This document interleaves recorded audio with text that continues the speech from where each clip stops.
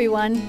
So we thought we'd do a little video here on our cattle production and what we have going on here because we've had a few questions about it. So thought we'd show you what we do and how we got started in this.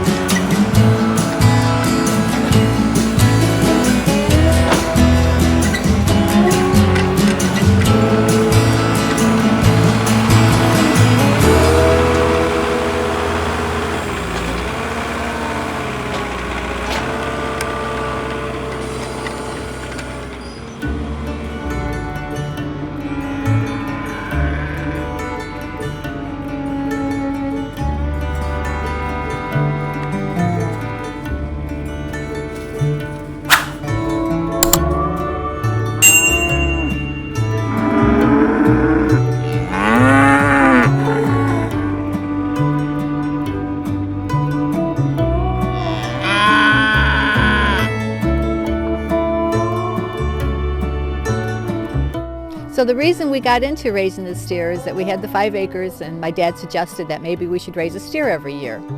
So we talked to the farmer down the road that we used to get our hay from, and he was able to hook us up with a steer. The first ones we did were about 2-3 months old and a little bit more expensive, but we were able to raise them up and took them to the butcher.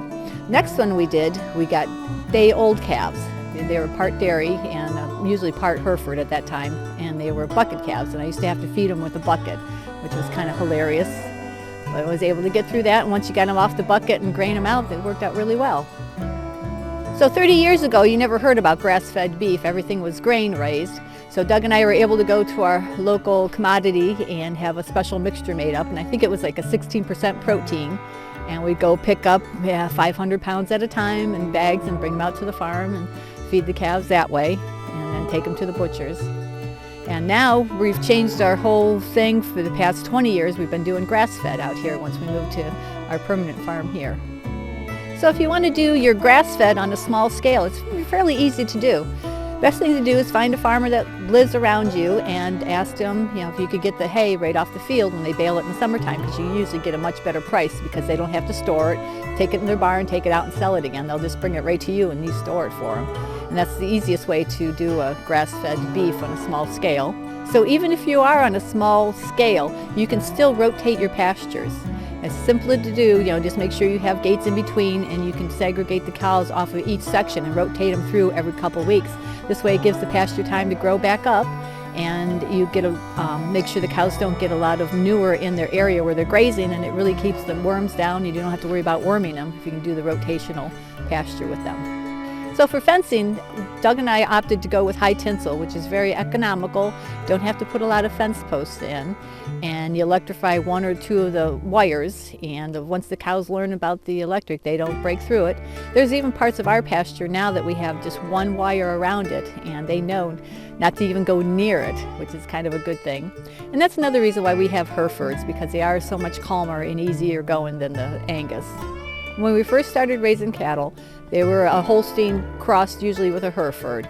And then we tried raising some Angus, and they were kind of crazy.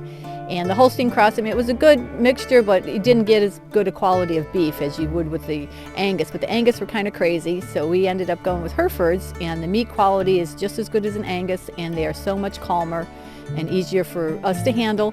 And so we got into a cow-calf operation when the girls were little, and so when they got of age for showing them 4-H, they started showing our own calves as they run by us.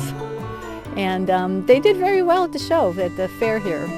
They were very good in showmanship. Didn't always win much in the meat classes, but their steers were raised by them, and they did everything they needed to do to get them to the show ring. And since the girls were showing in the market steers, they were able to sell them at the end of the fair for auction. Quite a few tears were shed when they were sold, but they were able to save up enough money to go to college and get their degrees. So you can tell by the way I'm dressed that it's pretty cold out here. So we make sure we have the hay rings really full so everybody has enough to eat, and we always make sure they have plenty of water. So now instead of us buying steers like we used to, we have George the Bull, and every spring we have about 10 calves. Devin raises up a couple, and then we sell the other ones to people like we used to be that would just want to raise a couple steers every year, and they take them when they're weaned, which is about 5-6 months old for beef cattle, and then they raise them up for themselves for their own freezer beef. So we have about 30 acres in pasture right now, and that's enough for the summertime to sustain the steers and the calves that we don't have to supplement their feed. And we have about 20 acres of hay fields, and we get about 100 round bales every year off of that. And that's enough to get us through the winter time. In the winter time, we do once in a while supplement the cows with some grain. So we do have a gravity wagon, and we'll have the local feed mill come down and drop us off about a ton or so of grain, and just to give them a little bit every day, just to give them a little bit of extra energy. And the other good thing about teaching them about the grain in a bucket is when they get out, which happens every once in a while, that we're able to shake a bucket and everybody comes running, and I can get them all back in their pasture again. Small scale cattle is pretty easy to do as long as you pay attention to your cows and you come out and see them every day. You can raise them up and have your own fresh beef in your freezer. Well, I hope you enjoyed this video about our small scale farming. It's getting cold out here.